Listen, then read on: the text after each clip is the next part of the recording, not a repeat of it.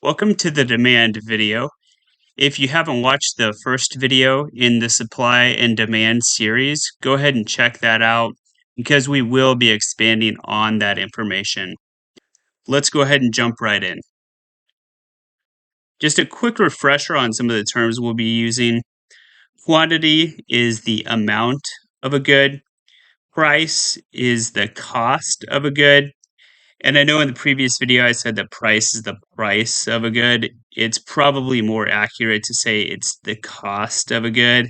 I don't think it's a big deal. I think most people understand what price is, but it's probably more accurate to say it's the cost of a good. The demand curve is the relationship between price and quantity of a good. So moving over to our graph, I've already labeled price and quantity.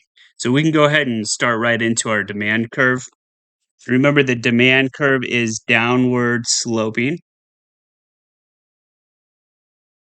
So if we take a price and we'll just choose just some arbitrary spot over here to represent our P.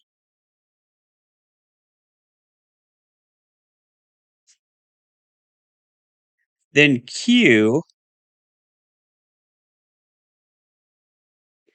is the amount bought at that price. So we need to label our Q here.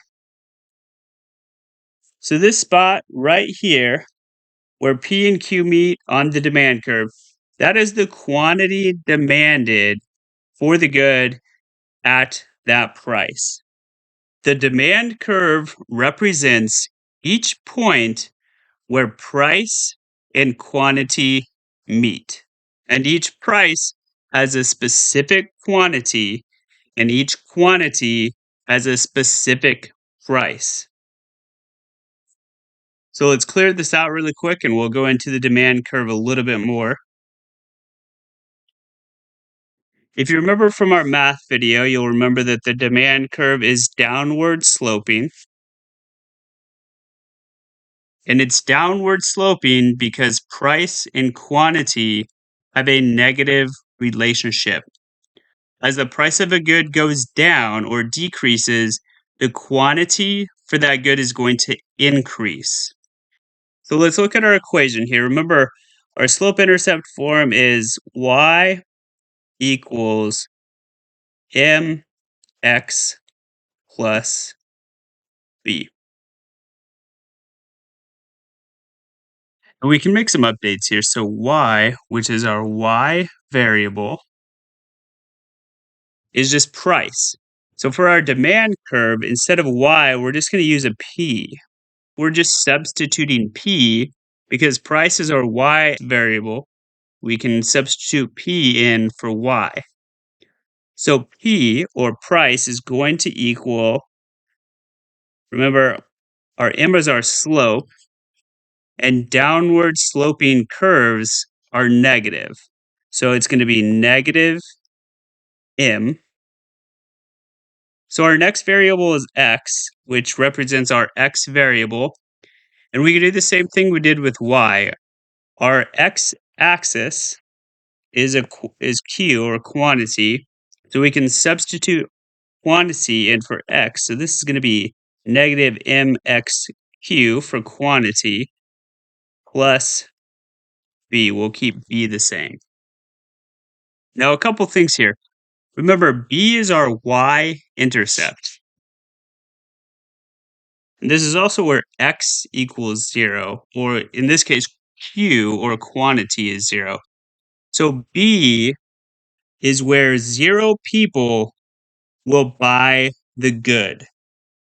So if we look at this spot right here, this is where this is q equals 0, okay? This is q equals 0. So quantity is 0. This price no one will buy. Now if we look at the x-axis, or the q-axis right here, this spot right here, this is where price is 0. So this spot right here, price equals 0. So they're giving their good away for free. Now think about these spots, okay? So think about a price of something like, say a fast food hamburger, right? If a fast food hamburger, and I haven't bought one for years, but if a fast food hamburger is say $100, no one's going to buy that hamburger, right? So in this scenario, this would be say $100, okay? Some people really like them, so they may pay some crazy amount, like $50 or something like that. But at some point, just no one is going to buy the product. Now, if we look at our quantity, our other spot that we marked right here, if the price is 0, a lot of people are going to want that product or want that good, but not everyone, okay? If, say, I don't know, an expensive car is $0, a lot of people are going to want that car, but you're not going to want 50 of that car. Right. Where are you going to park your car if you have 50 cars and you only have one garage? So what I'm explaining here is price and quantity have limits, and those limits are the x and y intercepts. And the y-intercept is b, and this is where q equals 0, and the x-intercept is where p equals 0, okay? P equals 0. Remember, and that's what we explained over here. So that can kind of be confusing, but just remember that price and quantity, they do have limits with demand. And those limits are where either P equals 0 or Q equals 0. And if you're still having kind of a hard time understanding it, just rewind, go back to those points and just rewatch it. Eventually you'll understand it. Let's pause here. I don't want these videos to go too long just to make it easier to find what you're looking for if you need to come back to a video. And we're going to be moving into the actual shifts, so this is a good spot to stop. I've provided a link here to the second video, so you can just go ahead and hop right into that video.